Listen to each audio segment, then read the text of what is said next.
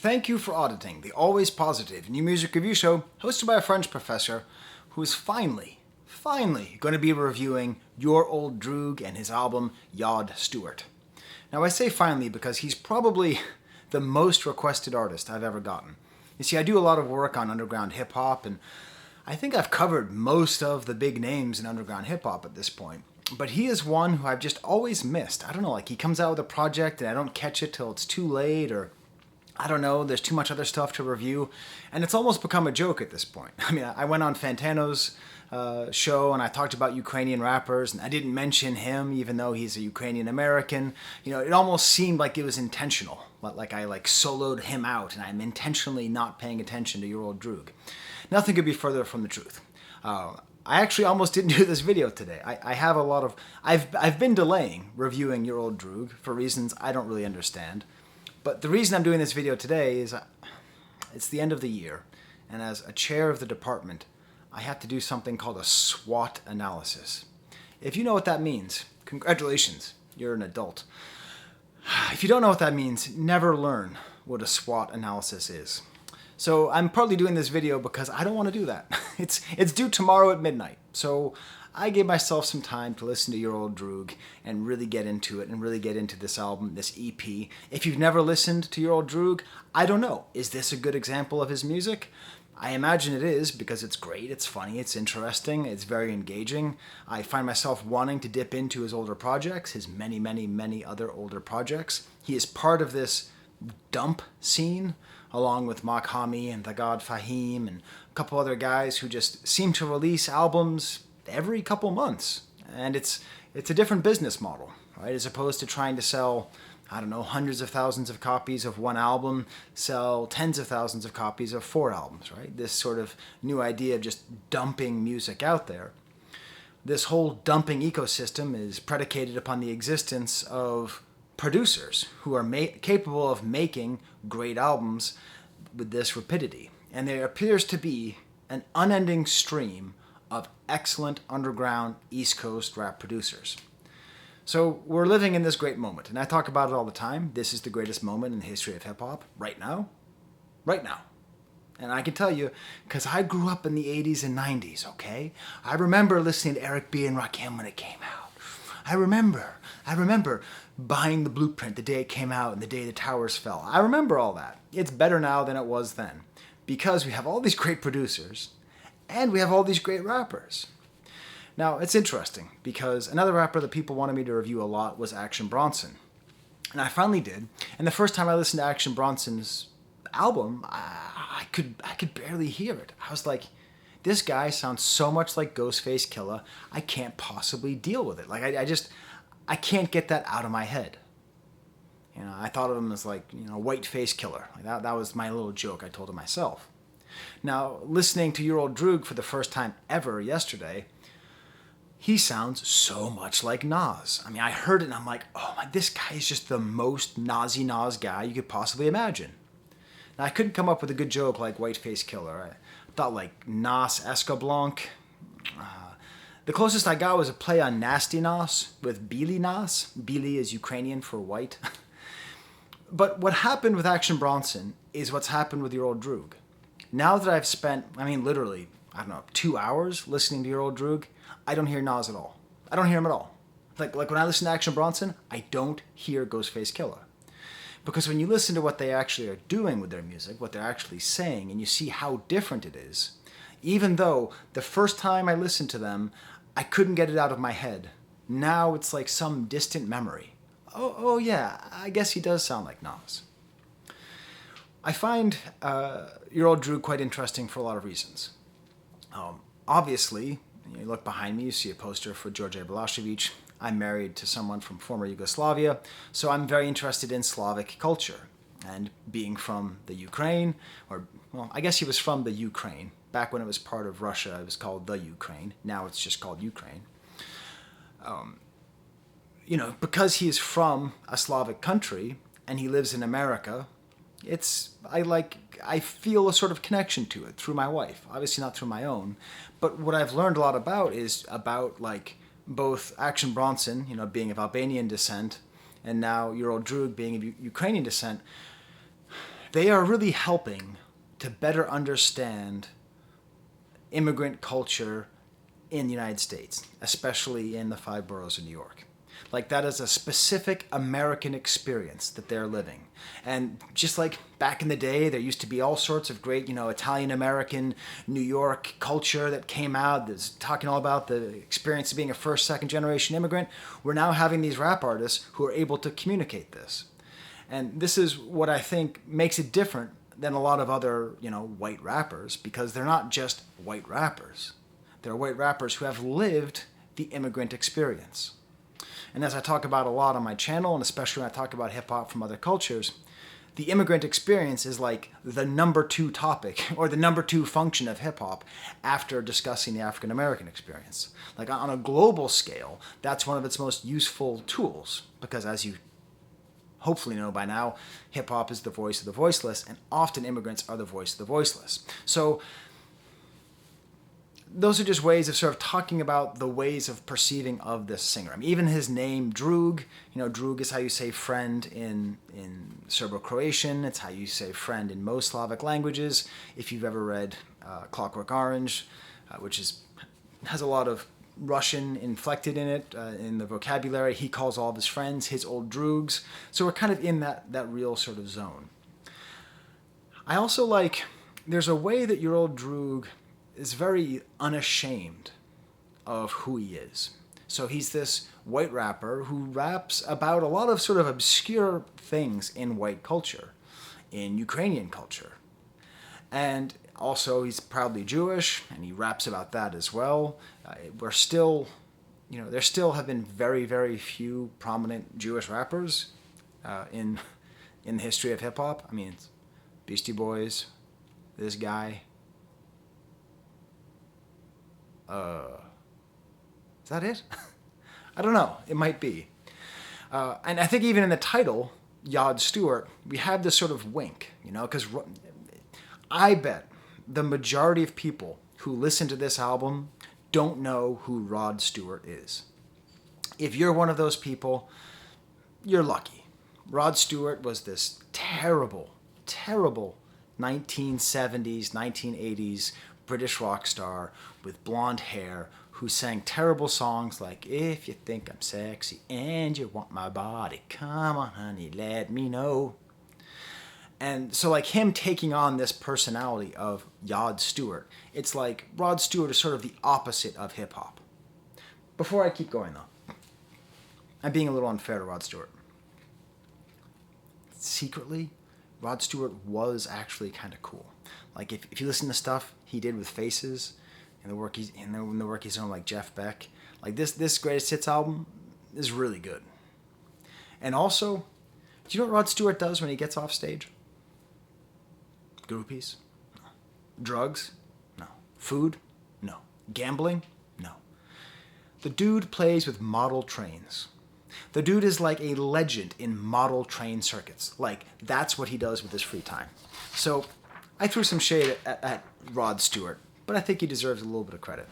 So, getting back to this album, YOD Stewart, I was a little bit afraid that it was all going to be themed around Rod Stewart. It's like, wow, how is some guy going to extend that metaphor? Somebody who's sort of the opposite of hip-hop. I think Rod Stewart, in a lot of ways, is the opposite of hip-hop as far as, like, pop rock stars go. But that's not what this is. This is just, for lack of a better term, this is just like a great old-school rap album. Like, it's just about, like, life in New York, being awesome at rap, living with honor, telling stories about your present, stories about the past. Most of the songs sort of have a theme and talk about it, just good rhymes and good beats.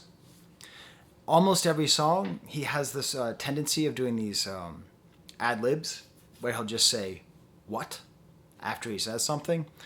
And usually those are the funniest punchlines. And quite often they're that kind of unabashed whiteness in this album, where he'll say something and he'll say, "What?" Because you're just like, what? I mean, even the title, it should be called YOD Stewart. What? So let's get through the album. The first track is My Stamp. You can press on the banana there if you want to. So I still have a little bit of a cold. It's not COVID. I've had tested, but I have a little bit of a cold. And I don't edit my videos if this is your first time watching. So you're going to have to watch me drink water. with the mug that you can get on my merch store, and you can subscribe, and you can smash the like bucket, and you can leave a comment. You can tell me a couple things. You can tell me like what YOD albums should I listen to next? Like, what are his best projects besides this one? And especially, what are your favorite what lines? Like your favorite your Old Droog punchlines, because he has some great ones in this album. So the stamp that I just pointed you to is called Nightmares and Dreams, produced by Conductor Williams. I'm happy to say that we listen to so much underground hip-hop in my family that every member of my family knows Conductor Williams' producer tags at this point. Conductor, we have a problem! Like, we say it all the time in the house. I don't know. I love this hobby. A great Conductor beat, as always, guitar-led, atmospheric, slightly warbled. He does the thing that so many of these new producers or these underground East Coast producers do, where they have like an interesting sample and they extend it every once in a while for more interest. And these lyrics are just great. My success is not related to your failure, so who are you really mad at? You. And then we get to my favorite lyric. Nightmares don't hit the same when you live in your dreams. Beautiful. True. You know, like, when you're happy, your nightmares don't hit the same. So, like, I'm a happy guy. I have a great life. I love my wife, love my kids, love my job, even when I have to do a SWOT analysis. I love this YouTube channel. I love my dogs. Everything's great. So, but I've gone through terrible things in my life. You know, I've had some really terrible things happen in my life, but they don't hit the same because I'm living my dream. I'm almost at 50,000 subscribers. I'm living my dream here. So like this is just, when I'm talking about this kind of like old school style, like he just has this kind of neat idea, and the song is just about like, what if you appreciated your life? That's what the song is about. Hey, buddy, appreciate your life. Nightmares don't hit the same when you're living your dreams. Learn to appreciate the simple things, like a bowl of borscht with the fresh, sour cream. Anybody who studies immigration patterns will tell you a few things. Certain things get lost from generation to generation. First thing to go, language. That's just gone. It's very easy to lose language in another culture. The last thing to go is food. So when he talks about a bowl of borscht with the fresh sour cream, I am a very lucky man. Part of the reason why I'm living the dream is that my wife is an amazing cook. And secretly, Slavic food is the best food on earth. I have eaten French food. I'm a professor of French. I have been to France. I have lived in France. And I have been to the Slavic world. And I can tell you, Slavic food is the best food, at least that I've ever tasted. Okay? It's amazing. And a good bowl of borscht. Last winter, my family came over and it was still in COVID times. And so we sat outside by the fire pit and it was snowing. And my wife made a thing of borscht.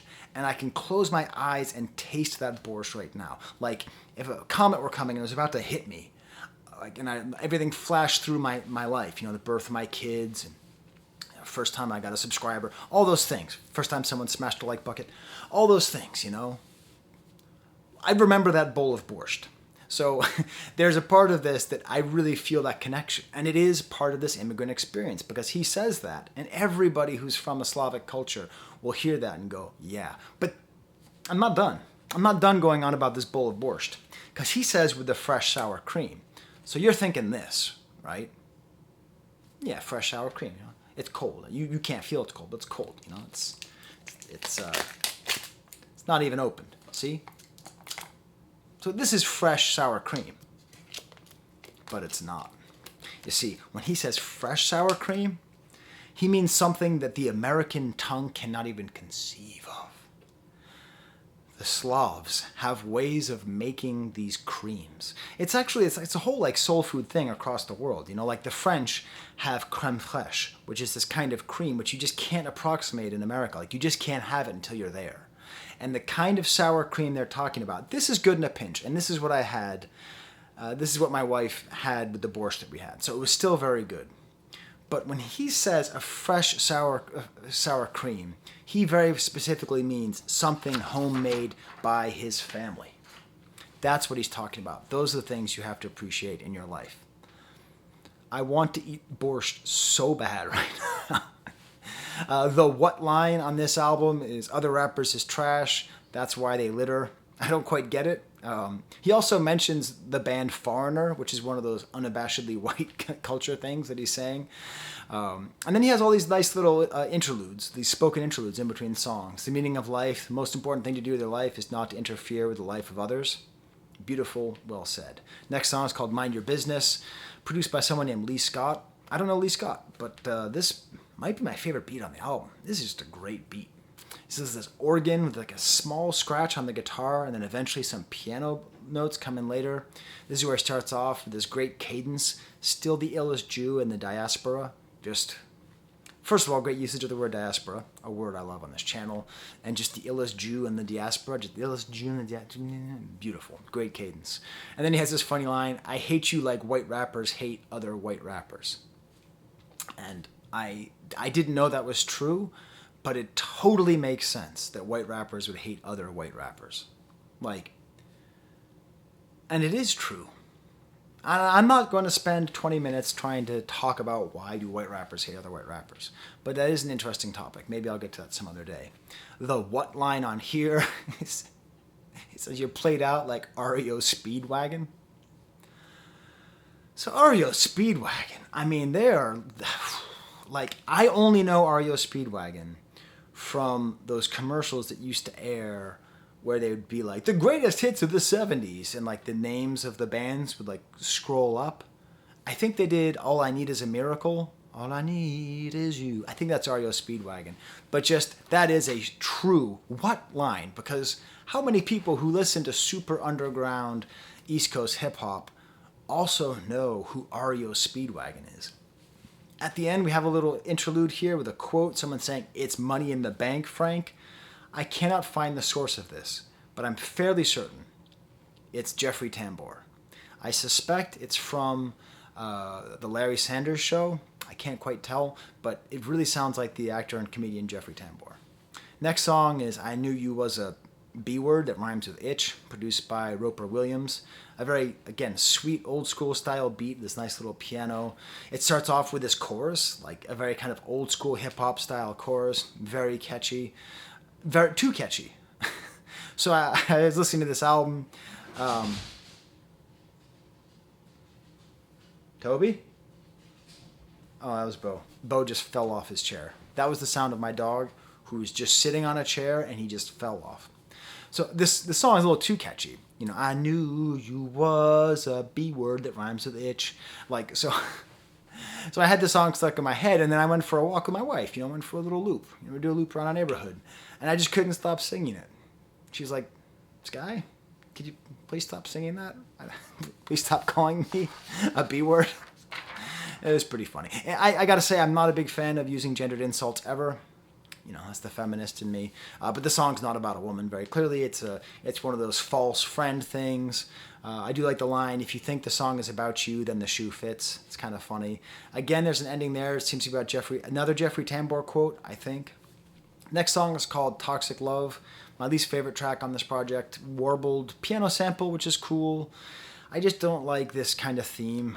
Just songs about toxic love, because they're always too ambiguous. A little too much of the song is about dad ass and dem ties. Like, I don't need to hear about dad ass.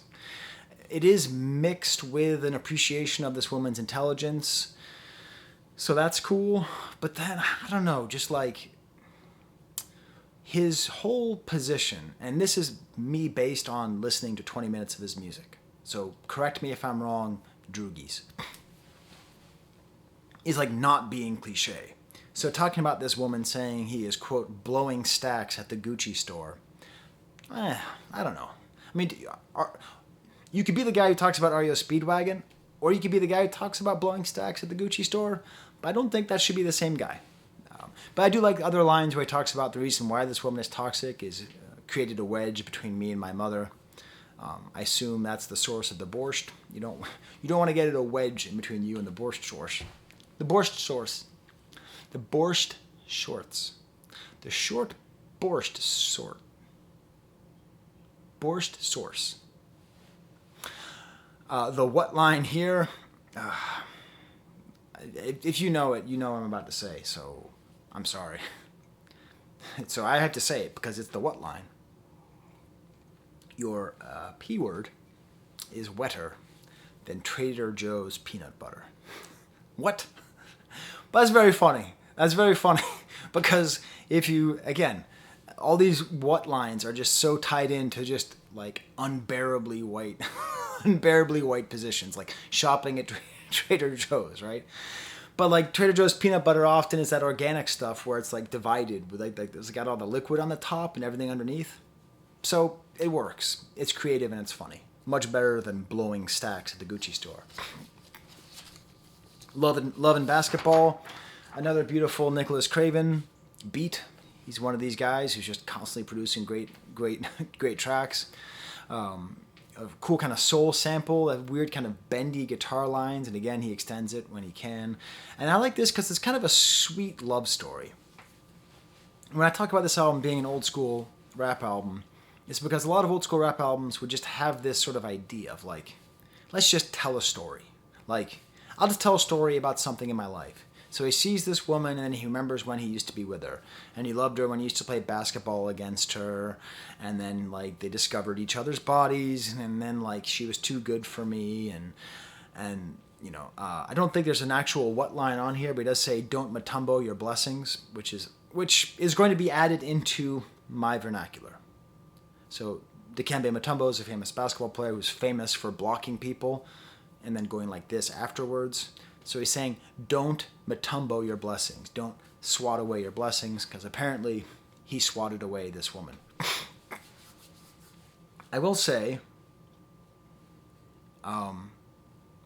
this song, were I an academic, and I am, I would propose that this song could be gay-coded. The sort of improbability of this level of competition between a boy and a girl at a young age on a basketball court, I think you could really read this whole thing as sort of like actually being about budding love between two male friends who play basketball. Like the way he talks about just seeing her and think of her as just one of the bros. So she's coded as a man there, and then talking about how she's wearing boys' boxers. And then the line that he keeps repeating is still a girl to me. So I don't know. I'm not really going anywhere with this. I'm not saying that's what the song is about. But if I were an academic, which I am, I could write a paper about how this is actually a song that's been coded gay. Go to Sleep, produced by Thagad Fahim. This might be my favorite song. This and the first song are my favorite songs. Man, the white balance. Speaking of unbearable whiteness, what the hell? What did I just do? Why am I all blurry? What? Okay, see, I really should edit. Okay, is that better? All right, I tried to change the white balance, but okay. I want to do that again. That was funny. Hey, how's it going? Right, sorry. So Go to Sleep, I think, is my favorite track on the album. Either this or Nightmares and Dreams. This sample by the God Fahim is this really sultry soul sample. The guitar and bell sound starts again with a chorus. And the whole thing is like that it's important to sleep. That's it. That's what the song's about. You should sleep. You got to disconnect. I'm so fly, I put my phone on airplane mode. That's what he says.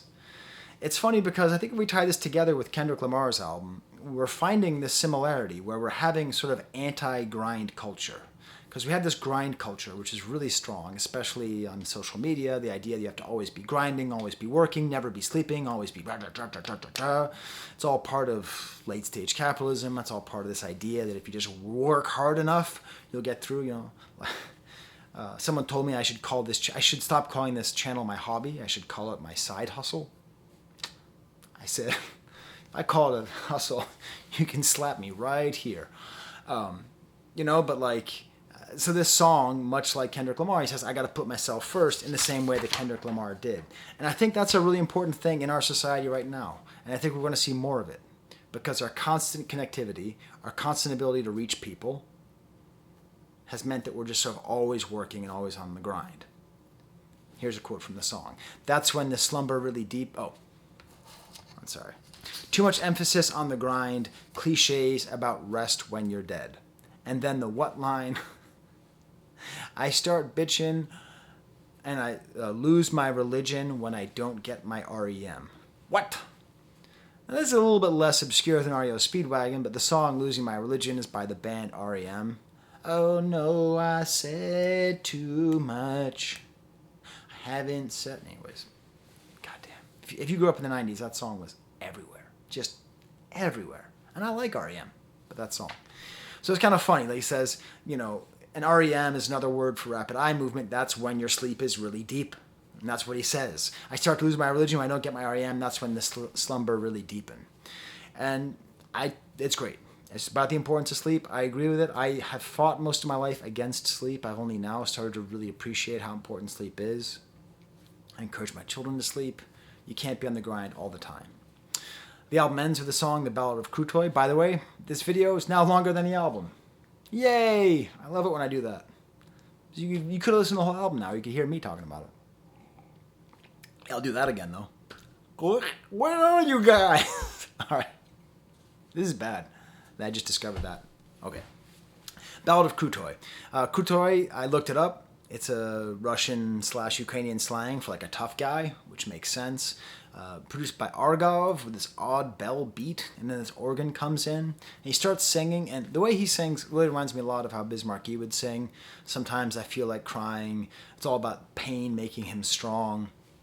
And then the what line here is interesting because I think he has two different kinds of what lines. I think he has what lines where it's about sort of weird references that are intolerably white, like REO Speedwagon, or it just doesn't make sense. Put some bread on somebody's Caesars like croutons.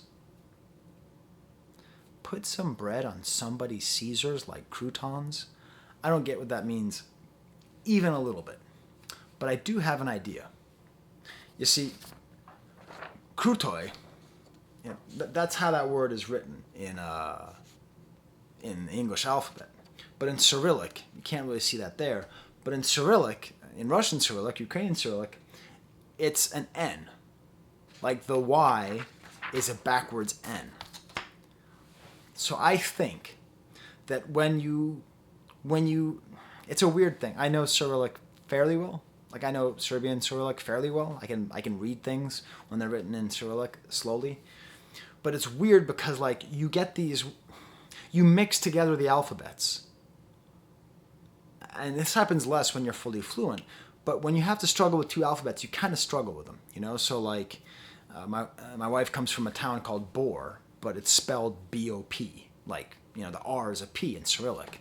So like I think of it as Bor and I think of it as bop at the same time. Like if I were to write a song about Bor, I would say that's where it bops. And no one would get it, but I would get it because like the P and the R and the different alphabets get all mixed up. So I suspect that this whole little run on the word Krutoy, he has a whole run that rhymes with crouton.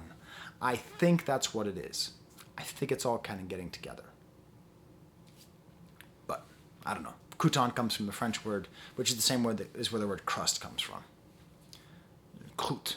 Croûte is also the word for dog poop, actually. It's interesting in French. It's like the crust of something, croûte.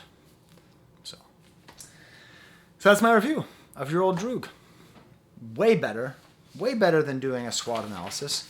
I made these things recently. This is my new Patreon cards. I think I am going to start buying some Your Old Droog music because I really like it. And any rapper who raps about Borscht, deserves support. Borscht. I'm really close to coming up with a good tongue twister. The Borscht source in board shorts. The Borscht source wore board shorts. Okay, can you say that at home? The Borscht source wore board shorts. Till next time. The Borscht source wore board shorts. There's the camera.